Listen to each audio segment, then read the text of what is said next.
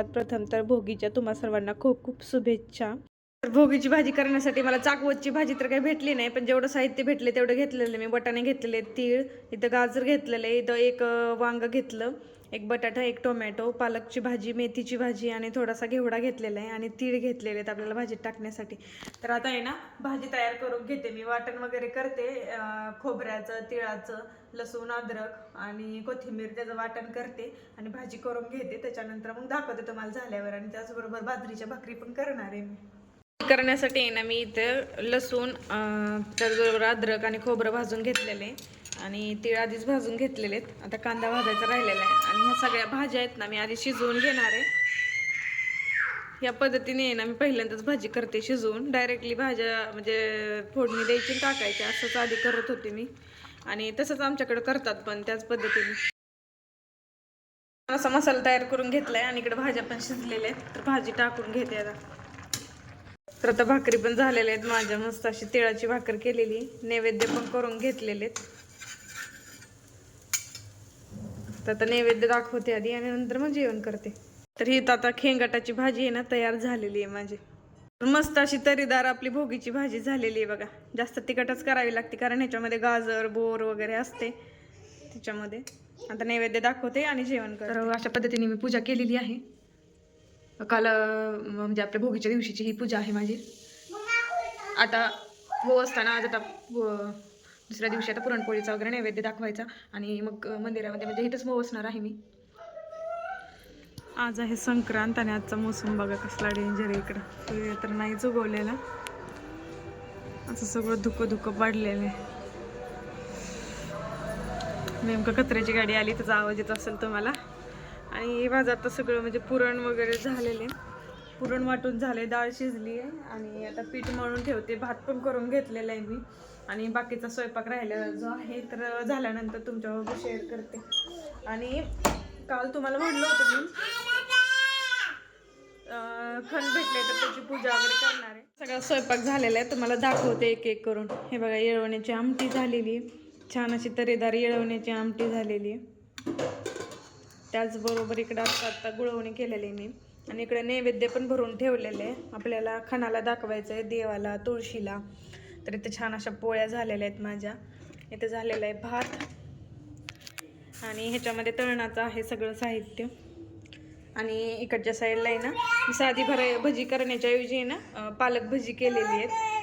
तर दरवेळेस तर मी कांद्याचीच भजी करत असते, पण यावेळेस म्हणलं फ्रेश पालक पण होता घरामध्ये, तर मग पालकाचीच भजी केलेली आहे त्यावेळेस. आणि सगळा स्वयंपाक तर आता झालेला आहे माझा.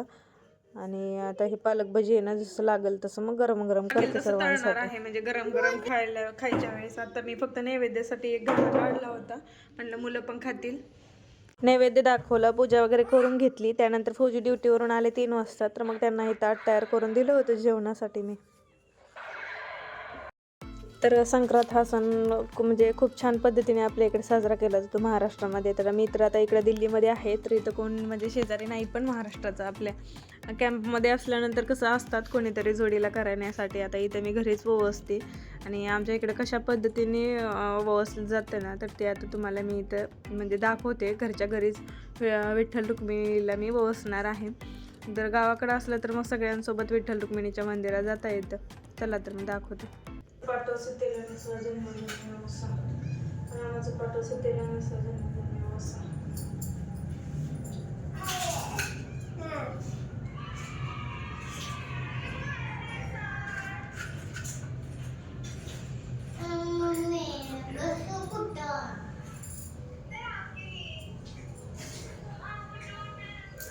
हा ये आता इशू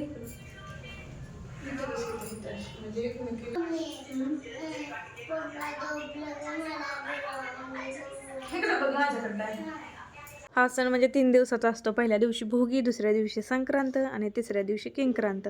भोगीच्या दिवशी आपण खेंगाट करतो, भोगीची भाजी, त्यानंतर बाजरीच्या भाकरी वगैरे करतो. संक्रांतीला मग पुरणपोळी असते आणि किंक्रांतीच्या वेळेस आहे ना ते वाण आहे तर ते ओटीमध्ये द्यायचं असतं. तर आमच्या इकडे अशी पद्धत आहे की ते विचारतात की कुंकू कोणाचं, आणि नंतर आपण सांगायचं की म्हणजे आपल्या मिस्टरांचं नाव घ्यायचं आणि त्यानंतर मग आपण पण त्यांना विचारायचं लेताव कोणाचं. तर अशा पद्धतीने आमच्या गावाकडं केलं जातं. आणि त्याचबरोबर असे पण विचारतात की वाण कोणाचं आणि घेतं कोणाचं.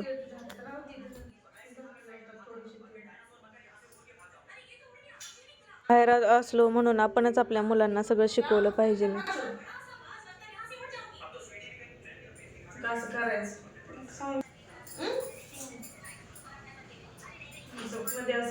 रामाचं पाठव सुतेला नेसवा जन्मजन्मी वावसा. त्यानंतर तिळगुळ घे गोड बोल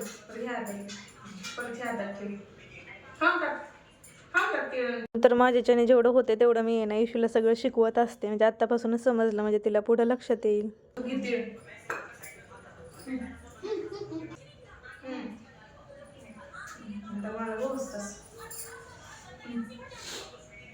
रामाचं पाठव सुतेला नेसवा जन्मजन्मी वावसा.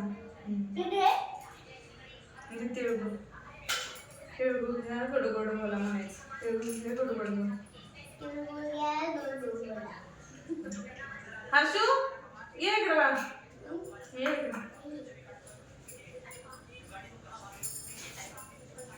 हर्षू या. ये पिल्या. तर अशा पद्धतीने आमचं संक्रांतीचं सेलिब्रेशन झालं दिल्लीमध्ये यावेळेसचं. मी आणि इशूच होतो दोघीजणी पोचायला.